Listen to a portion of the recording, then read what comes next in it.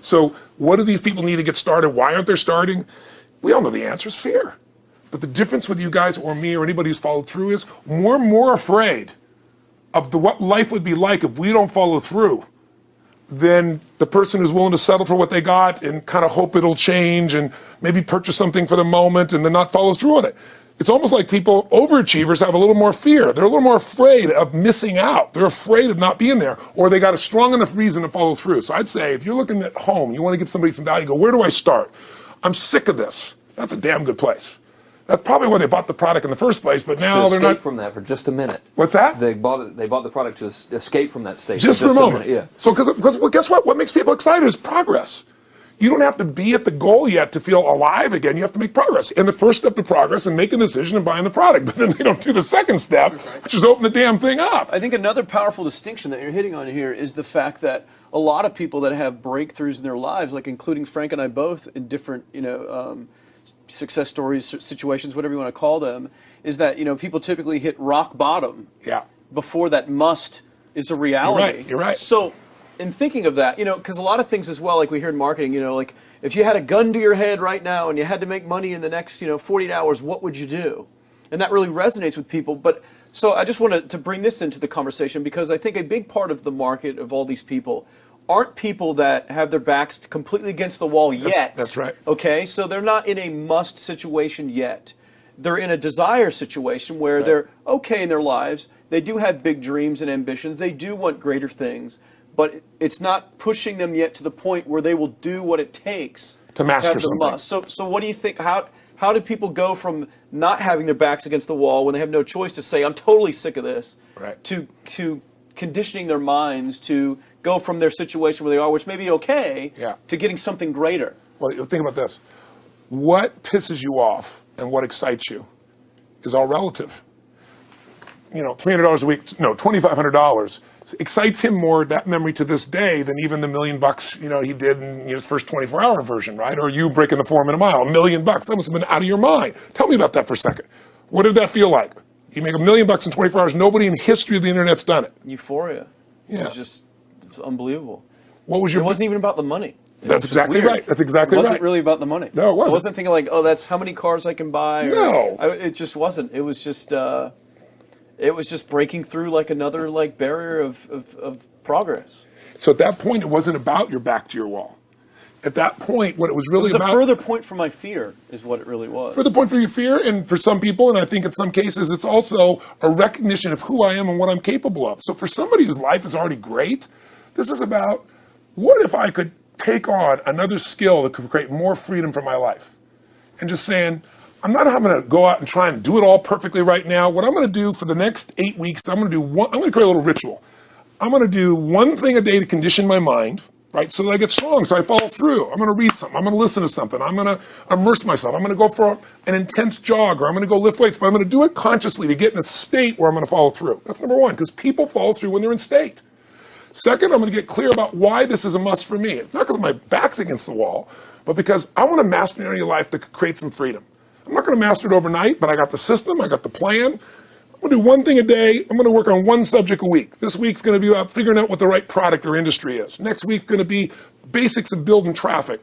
And each week I'm going to make a little progress, and I'm going to get to a goal, whatever that is. I'm going to make $1,000, my $300 in a week. I'm going to get to my $2,500. That first $2,500 is the most excited. Unbelievable. The first $300. I remember it's life-changing too. It is the most life-changing. I remember I was supposed to be a truck driver, making $24,000 a year because I'd be making the most anybody in my family had ever made. How'd that work out for you? Yeah, real well. Thank God I'm not driving a truck, right? I think you could pull the truck. I figured out I could pull it with my finger, man. I could do it with my teeth. I could pull it with my teeth, right?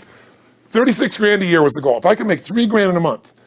When I did that, was out of my mind. And then it was like, could I make 10 grand a month? Then it was 10 grand in a day, then 100 grand a day. Then could I make $1 million in a day? I had a day where I made $400 million in a day. The stock value of the company I took public, my personal stock.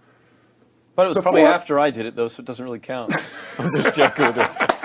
You're right. People don't remember who was first, Tony. 400 million, $1 million. Yeah, who cares? Who cares? No, I'm not saying that's amazing, though. I'm not saying to brag. It's because they told me when I was on stage, I had this audience of about 15,000 people at the Continental Center. It was during a stretch break.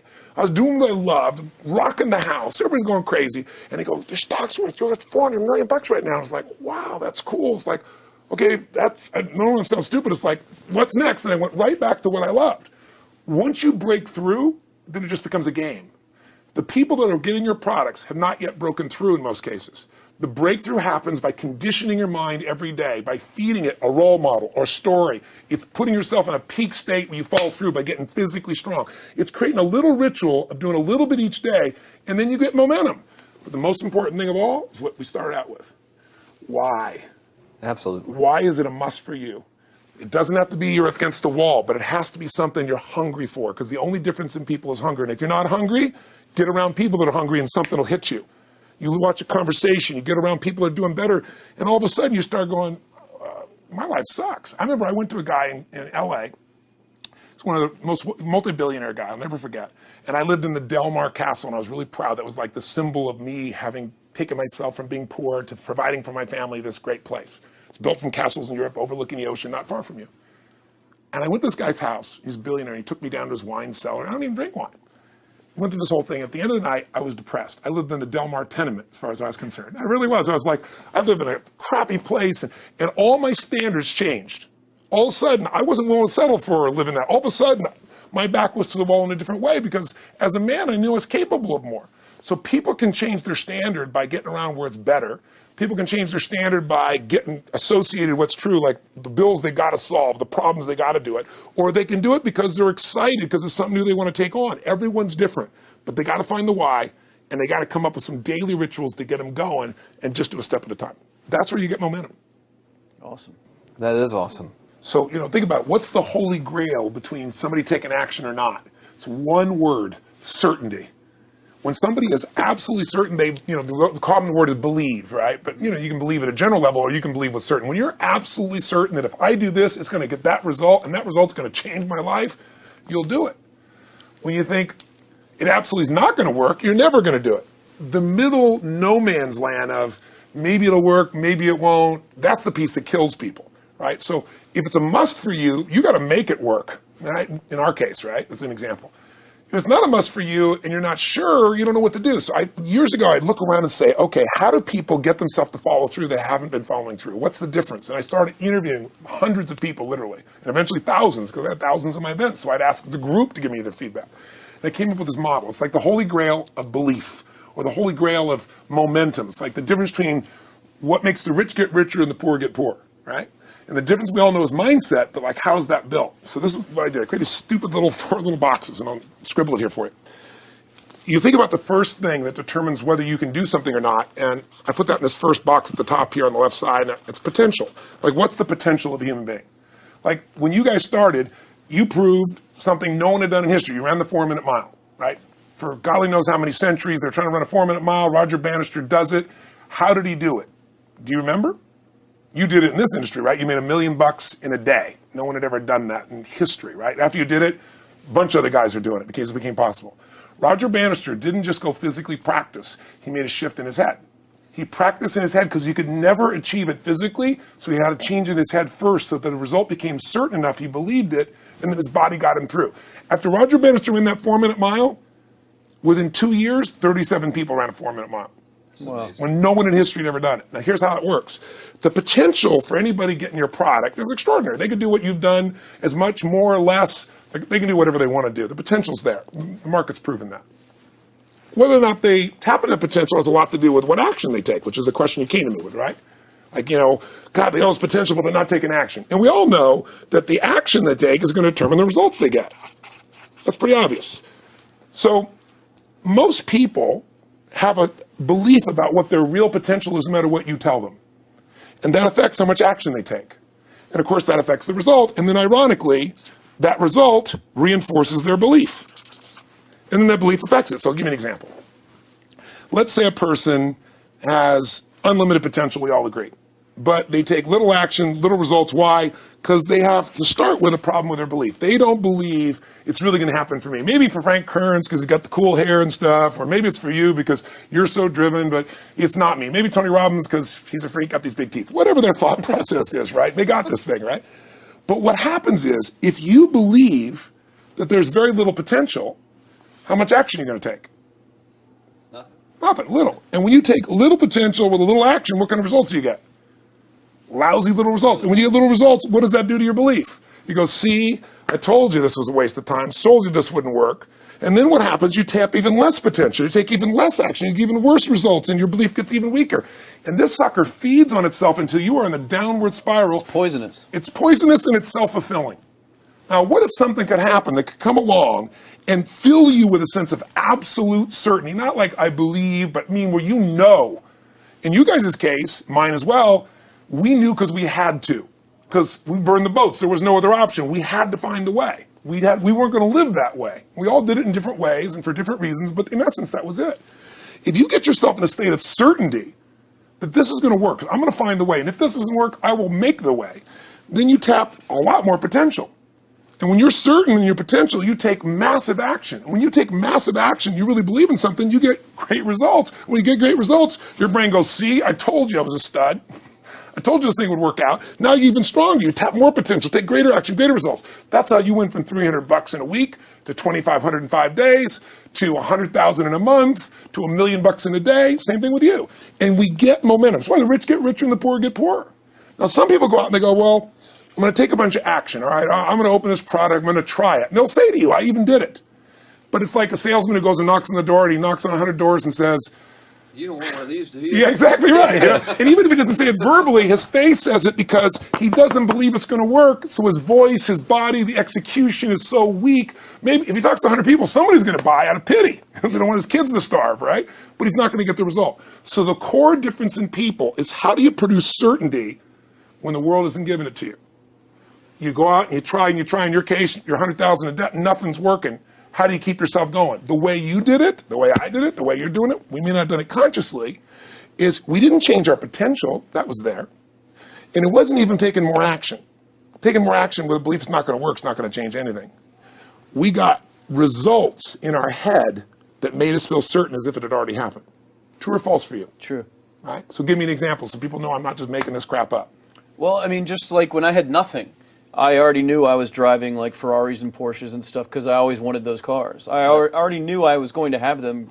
It was inevitable. Right. I inevitably, that was just my inevitable outcome. But how did you do that? Did you have a ritual? Did you think about it regularly? Was it one time you thought about it, or was it something you had an obsession towards? I had an obsession towards it. I mean, I used to work at a video store, which is the last job I ever had in my life. Thank God. And I used to go to work almost every day, and I used to bring 2 magazines with me to read on my breaks. Entrepreneur magazine, just to read about business and everything else, and read about what other people are doing, look for role models. And I used to carry an auto trader with me. And I used to look at Porsches that were for sale. Yeah. And people always used to ask me, what are you doing with that auto trader magazine? I'm like, well, I'm just picking out the Porsche that I'm going to buy.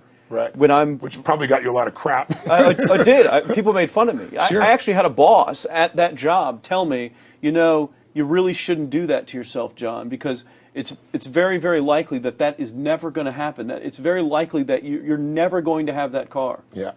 That's the kind of belief he was trying to put in my head.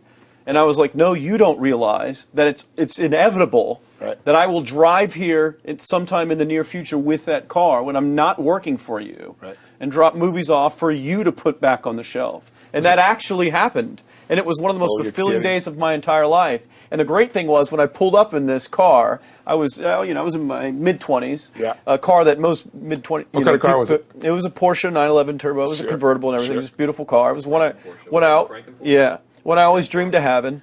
But, for a few years I always circled the ads of which ones I was going to buy. Well, when I finally got it and I pulled up at the store, I had all these people, some people that were still working at this $7 an hour job were there years after I left. And I'll never forget this, even the boss and stuff, and the reaction of the people was like, wow, that is awesome. Yeah. Is that your dad's car? And all I said to them was, not exactly. Good for you. And I just smiled and just left. But it was, it's the weirdest thing, but I just knew it was going to happen. But you knew it because I conditioned myself you to You did it over and over again. Yeah. When I was in high school, I was not a popular kid, but I was passionate and intense, and I'll never forget. Some people, some particular girls gave me some crap, and a guy too. And I wrote in their journals or their annual yearbook at the end, I wrote, someday, I said, you treated me like hell. Someday I'll be rich and famous, and you'll be an effing truck driver. And you'll be sitting there, I'll be with this beautiful woman of my life, rich, and you'll be watching me on television thinking, you wish you would have treated me better. I actually wrote this shit in people's annuals because I went to a 10-year high school reunion. One of the people showed me this stuff, great. Right? But it's like, I burned the bridges, baby. I was like, this is how it's going to be. So I'll give you a perfect example of this. You know, they did studies, many have been done at this element, where they want to say, how much does the mind affect performance? So they take basketball. And I've worked with a lot of NBA players and turned them around. And one of the problems many of them have is they'll choke on the free throw line. You know, well, everybody knows in that case, if you normally shoot really well and now you're not, something's interfering. Something's getting in front of your state, some uncertainty, right? Obviously. So they take a group and say, we're going to make them better. How do you make somebody better who has got this mental block? So they take a group of guys, and they're going to do free throws, and they do one group where they just practice for 6 weeks. Totally intense practice, and I forget the number of free throws, but they got to do this many free throws every day. Take a second group, and they have them not practice at all. Obvious. And they take a third group, and they don't let them touch a basketball.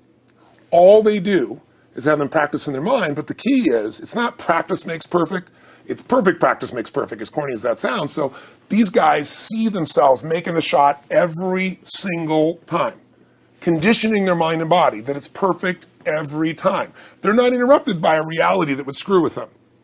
So at the end of 6 weeks, they tally it up, and now they give them a test to see who has the highest free throw percentage, success. What do you guess it's going to be? Well, the obvious person says, obviously, it's not the guys that didn't practice, but which one is it, the mind, or is it the ones that actually practice? I'm assuming the mind. Yeah, you would assume it because it's true. Right. You intuitively know the truth. That practicing's not enough. It's getting yourself so certain so many times that now when you go to do it, there's no hesitancy and you execute.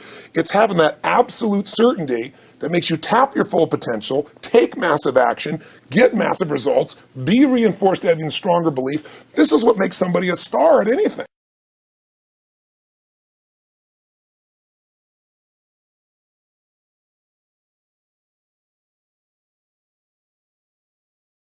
Tony Robbins is perhaps one of the country's best-known motivational speakers and life strategists, and during tough times like these, a little strategy can't hurt, and a little cheering as well. Well, Tony was here earlier this morning talking about using fear to your advantage, and now he's back to answer your email questions. Hey, Tony, thanks for sticking around. Thank you. Well, let's get right to it, because we've got Lisa in Virginia, and she's trying to stay positive. She writes, it's hard enough to keep myself positive in the way the markets are going these days, but it's even harder when my husband is very nervous and is making me more nervous, too.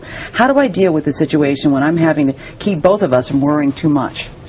I'd say the first thing you got to do is educate yourself. And what I mean by that is educate yourself about people who've done well in these tough times. Because it's happened before. I mentioned earlier Sir John Templeton, the greatest investor of all time. He made all of his money when markets were crashing. So I put him on our site, thepowerofcrisis.com. And you can go watch that. Let your husband watch it. You watch it and educate yourself. Second thing is, I've been coaching for 16 years now, one of the top 10 financial traders of all time. He's an amazing man. He writes me every single day. I coach him once a week or once every 2 weeks. So I called him last night because this is a man who in 1987, when the market crashed, he made $500 million that day when everybody's afraid. So let me tell you what he said. He said two things. In the short term, he predicted what was going to happen today. He said, I think we can have some rallies, but he said, I don't think it's the bottom yet. In fact, I think it could go down another 20 to 30%, could even be 40. Now, a lot of people hear that and freak out. Yeah, that's not very uplifting, Tony. No, but it is. Robert Prechter is a man who's a friend of mine also. He wrote a book in 1978 where he said the biggest bull market's coming when we were at 800. It's gone 14 times that on the Dow. I called him up and he said, look, Tony, think of it this way. Stocks that were $50 are now selling for 10 or even 5. There's a great chance, based on what happened in the 30s, even what happened in the 70s, some of those will sell for $5, they'll go down to 1, or even 25 cents. But here's what happened in the 30s and in the 70s.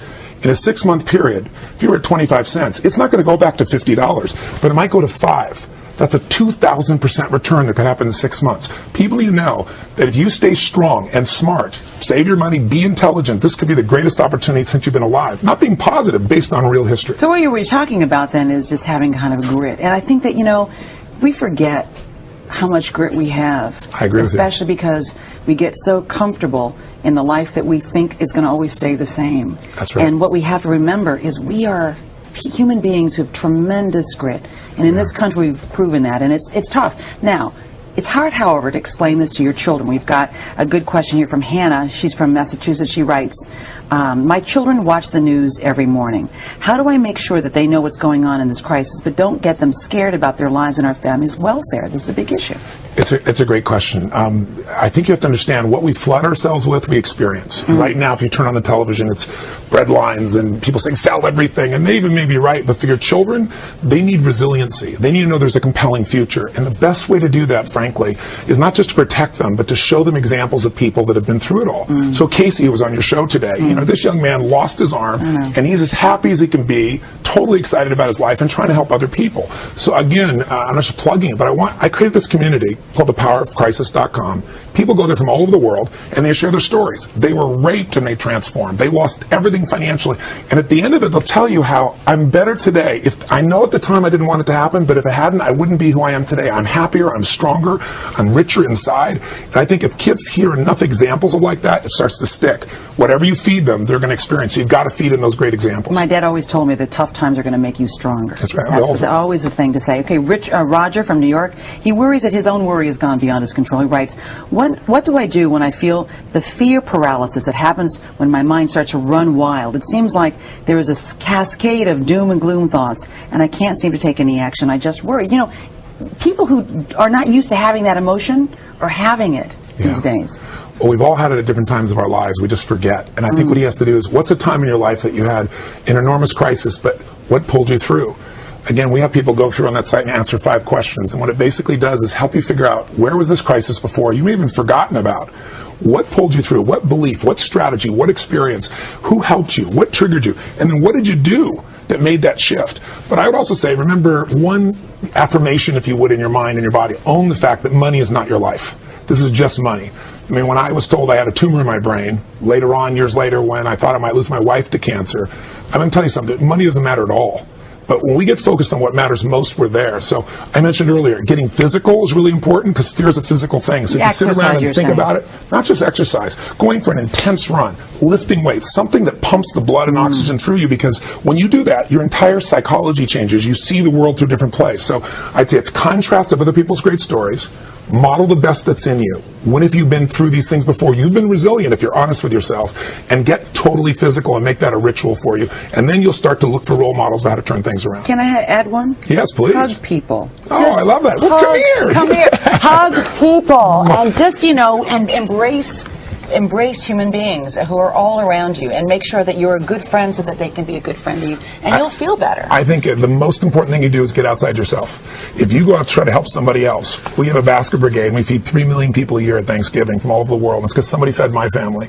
When you go out and help somebody else, you realize you have no problems. You realize how lucky you are. And you feel like are. you have something to give. And we all need meaning in our life. We don't want to just get. The life now is about what can you give. That's what will light you up. Tony Robbins, I'm feeling lucky because I got a hug from you today.